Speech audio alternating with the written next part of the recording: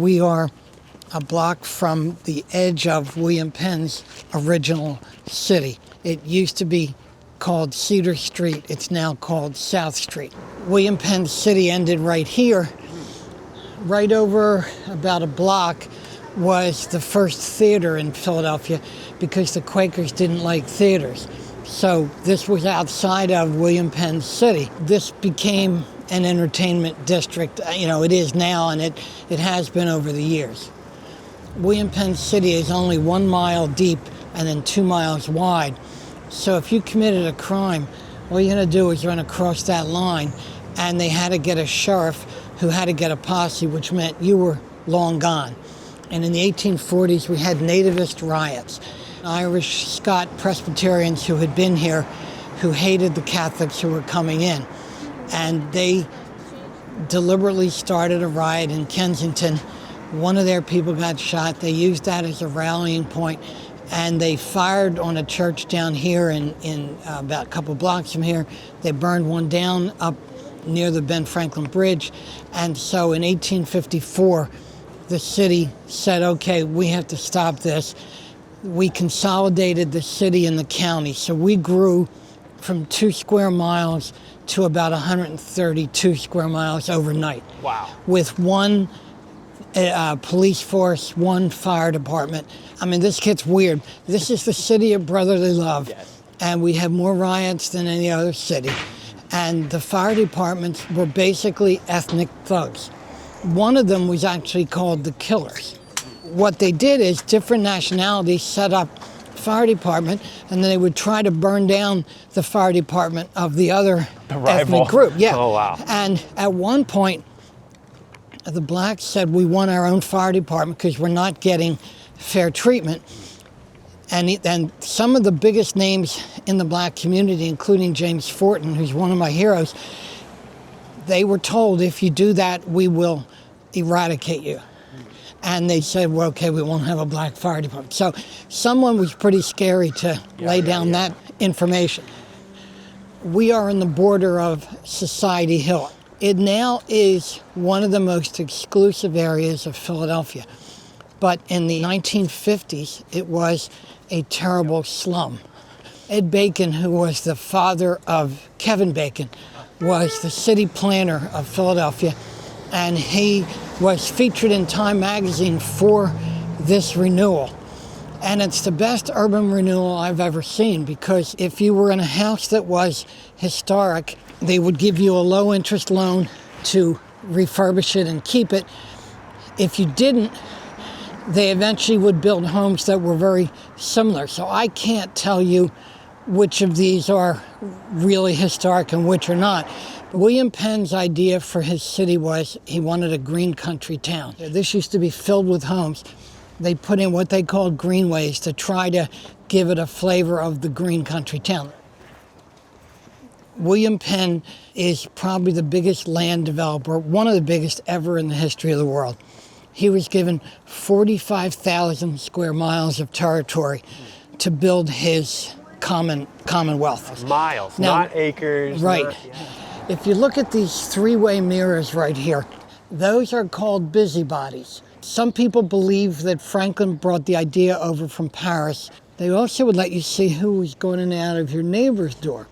These are fire marks up here. Yes. And when you're insured, they give you that, you put it on your house, someone will be paid to put out your fire. Franklin's own company, after a while, would not insure you if you had a tree in front of your house because it blocked the firefighting apparatus. So what they did, his own people, they decided to start another company called the Green Tree Insurance Company. So if you had a green tree, they would insure you. This is one of our prettiest streets, Delancey Street. William Penn originally wanted his city to be as close to the sea as he could get. And he actually tried to work a deal with the Calverts to buy property at the Chesapeake Bay. His first place in Pennsylvania that he tried to settle was in what is now called Chester. It's about, I'm going to say 10, 12 miles from here. He couldn't get that because the Swedes and the Dutch had been here a long time, they weren't giving up their property. And by the way, Penn paid for his property, including he paid the Indians 1,200 pounds for their property, although their idea of property really wasn't like ours, but he did pay them. Now, I did a tour one day, and as soon as I said that he was good to the Indians, this woman started screaming at me, "You didn't talk about his slaves." Well, he did. He had 12 slaves. I don't like it. He was a man of his time. I can't change it. What he did mostly was swap land, and he wanted a 10,000 acre city here in Philadelphia. He could only get about 1,250 acres. He was told by Thomas Holm, who was his surveyor, "I can get you that up in the Northeast," but he really liked this being close to the two rivers, and it turned out to be great. The Delaware River was just named the most important river in Pennsylvania. One of the things where Penn was lucky was we have a giant clay deposit here. And so by not too many years after he landed here, we had 2 brickyards and 10 bricklayers starting to build brick homes. And by 1725, you couldn't build a wooden home in Philadelphia anymore. But across South Street in Southwark, you could. And there's still about 4 wooden homes built over there. William Penn was concerned, and rightfully. He wanted his city to be never burned and always safe. When he was 20 and 21, the Great Plague hit London. 100,000 people died. And then the following year, they had the Great Fire, which destroyed 4/5 of the old city. So when he built his city, he wanted wide streets, he wanted acre and half acre lots, he wanted you to have a garden and an orchard. And the difference between us and New York, we have an alley like halfway down almost every block. In Manhattan, they didn't do that. And now when they put the trash out of Manhattan, they have to put it out on the main street. Here, we put them in the back alley. Ben Franklin, after they signed the Constitution, a woman said to him, or a person said to him, "What do we have?" And he said, "A republic if you can keep it." Well, that was Mrs. Peale. Later they identified her. She is the one who supposedly had George Washington run for a second term. He really did not want to run for a second term. George Washington met Mrs. Peale the first time, I believe, many years before he was president. He was living here, and he had a dog named Sweet Lips. And supposedly he was walking the dog, and I think she had dogs, and they got together. She had dancing there every night. Washington was a great dancer, and he spent many, many nights here. And I heard his dance card was always filled. 1790 to 1800, we were the capital of the United States. Almost all the fights between the political parties started here. Hamilton wanted to establish the bank. Jefferson did not want banks. He hated anybody involved with finance, and he was from an agrarian state that they just figured these were sharp-eyed people that were going to screw them. I show people the first bank, and I said, "Does that look like the most controversial institution in America?" But it was. Large versus small, urban versus rural, all that started there. I try to tell people what's unique about Philadelphia. Yeah.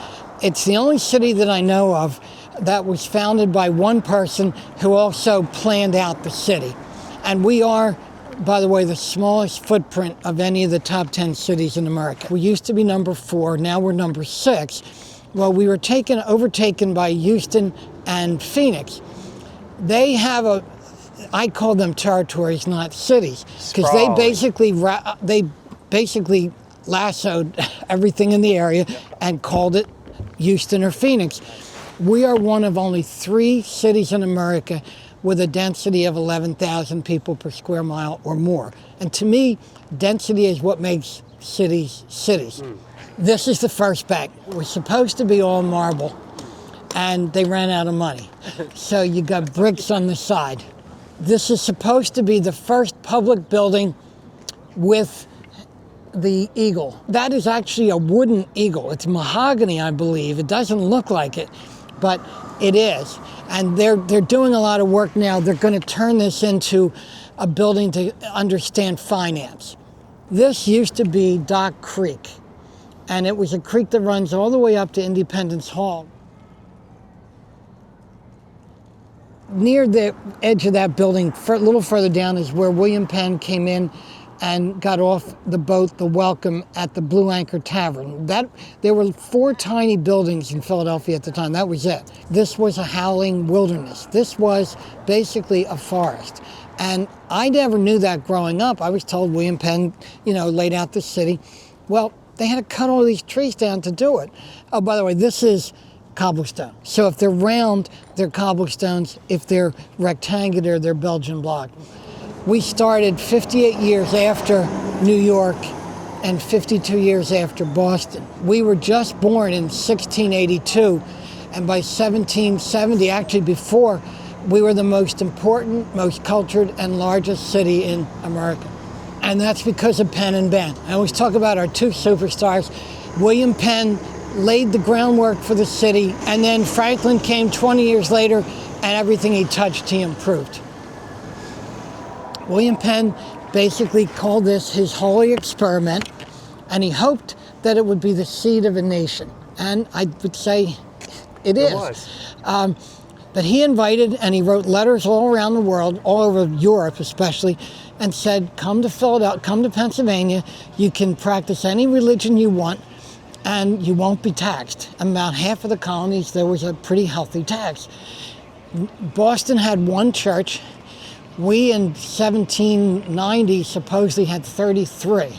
To me, this is the legacy of William Penn.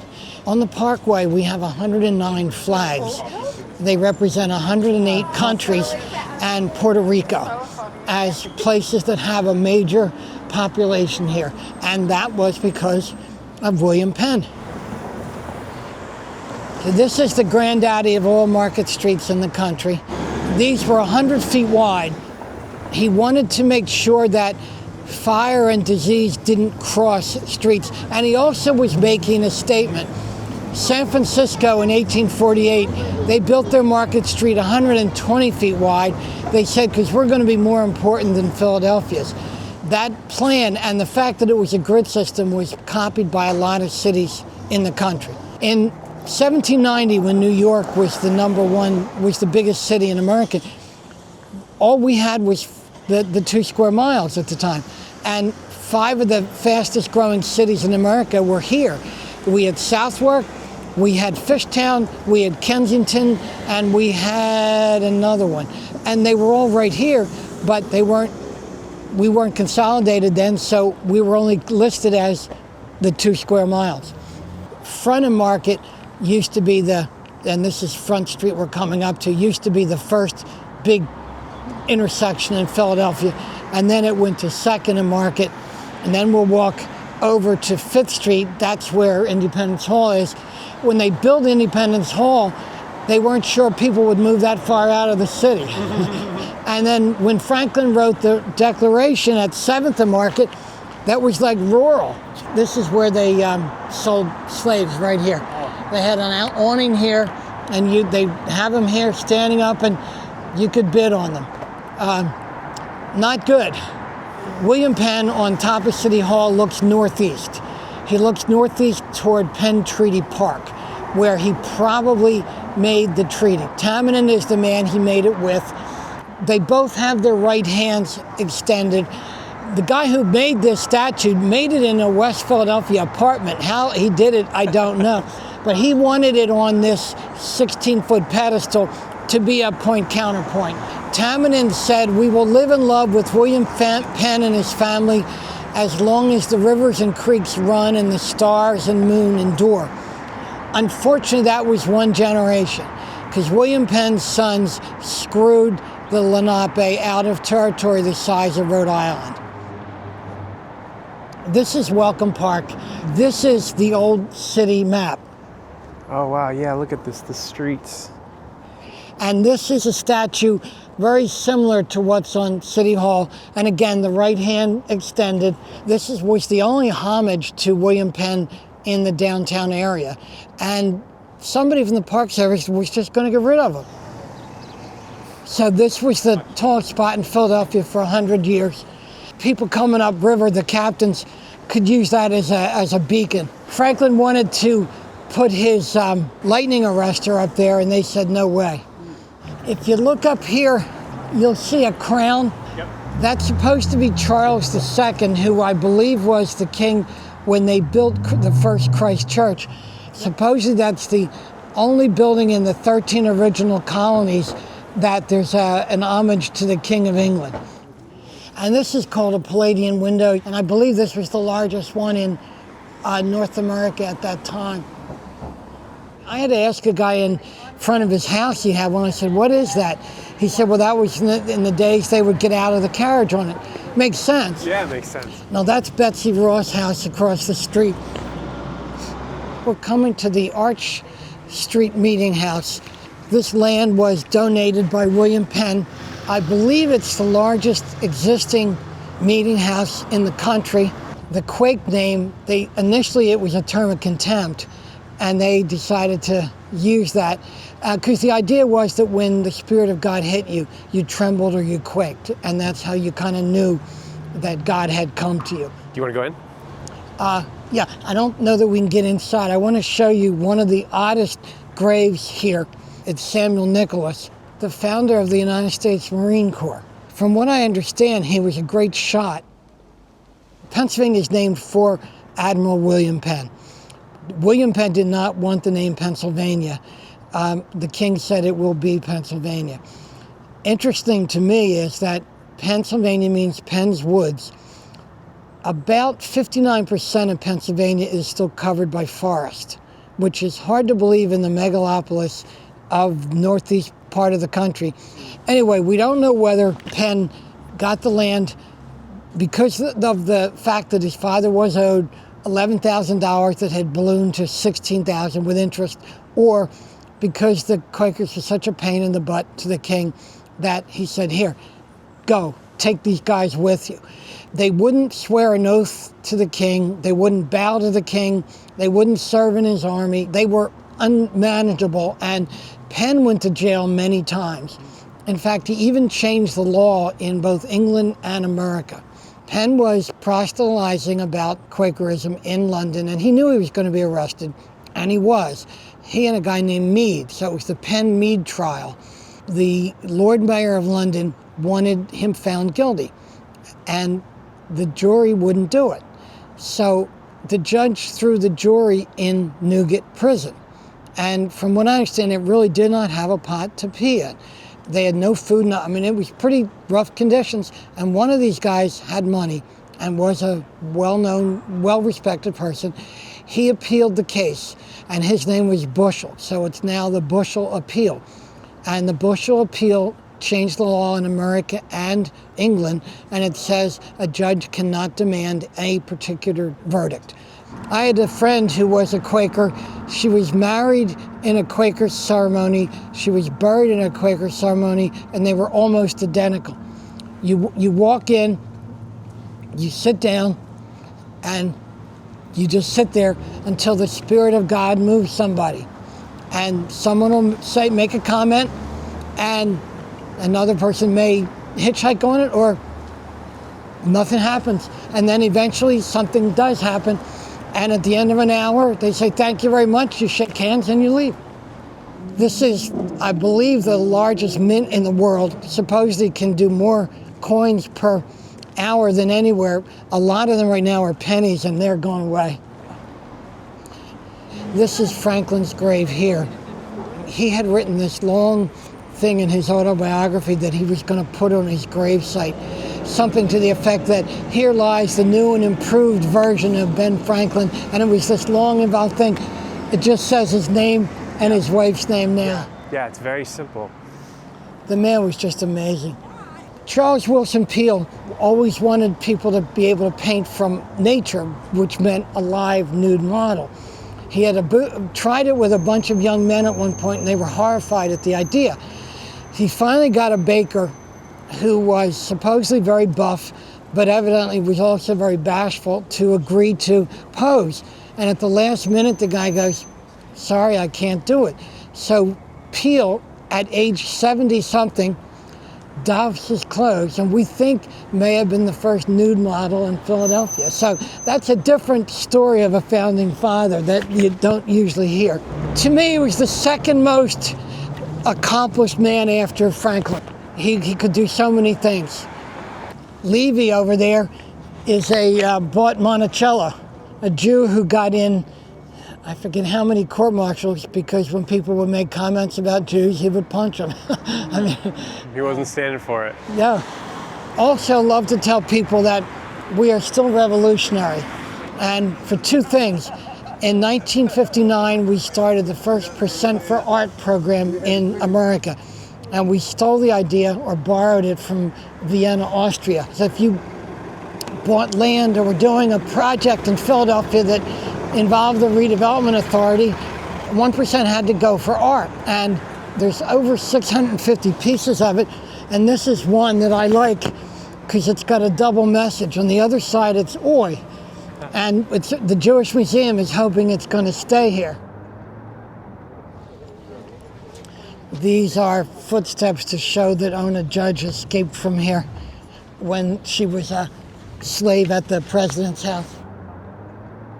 This is a whole story in itself, because when they were building this, a writer who was not a historian came to the National Park Service and said, "You realize you're building the Liberty Bell Pavilion 20 feet from slave quarters?"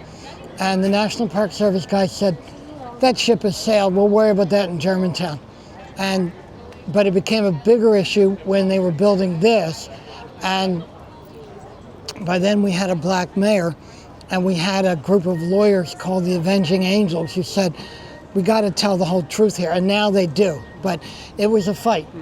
We were just telling the white man's story, and it changed. Philly used to be called Philada, and it's on the Liberty Bell twice. And I later found it on military patches. It was on bottles, pharmacy bottles. It all said Philada. There was a ferry boat named the Philly or Philly. Not sure, nobody's quite sure where that came from, but it seems to be that's where we started to call ourselves Philly. When the Declaration was announced, we don't believe the bell rang that day. The wood up there was very precarious, and they said you don't want to be swinging around a 2,000-pound bell if you're not on firm territory. All this government was taking place right here. Over here, that's Congress Hall, the House of Representatives on the bottom, the Senate on the top. This is where we had the first peaceful transfer of power. In March of 1797, George Washington stepped down, John Adams stepped up, and John Adams said George Washington looked a lot happier than I am. The king, I believe it was the king of Germany, said if George Washington would give up power like that, he's a greater man than I thought. He was absolutely ready to be done with that power. But there are several times since then where when John Adams went to Washington, he was not turning over the presidency to Jefferson. They hated each other at the time. He left town at 3 a.m. John Quincy Adams did not pass it, the reins of government, to Andy Jackson. Andrew Johnson did not pass them to General Grant. And then Donald Trump did not pass them personally to Joe Biden. He was in a helicopter flying around. It's interesting that they just let traffic. Well, for a long time, this was blocked off. For years, this was blocked off completely, which was a real mess. I was here one day when a woman pulled up and wanted to ask a question. And I said, these guys start coming out with guns. And I'm going, ma'am, just leave. You can't stop here. She's going, well, and I said, I don't care. I'm not getting shot for you.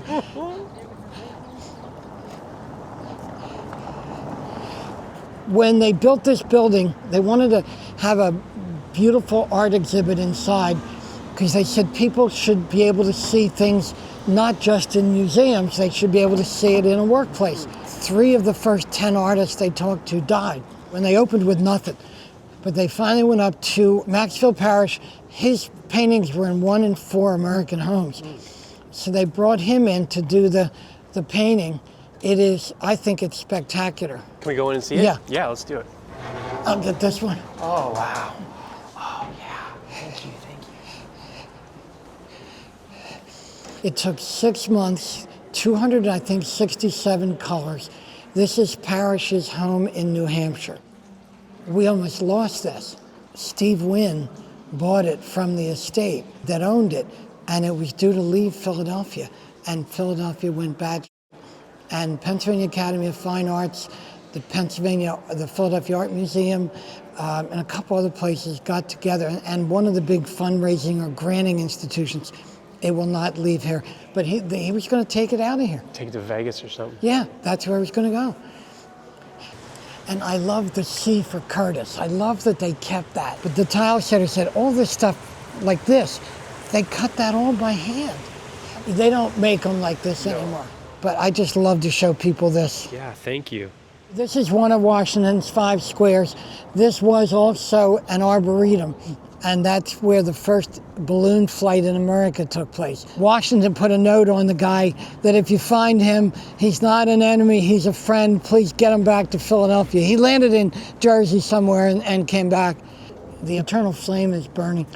Washington's statue is a replica. They tell me the original statue, which is in Richmond, the sculptor came and took measurements of Washington, and they said if you took some of Washington's clothes and you put that on that statue, it would fit perfectly.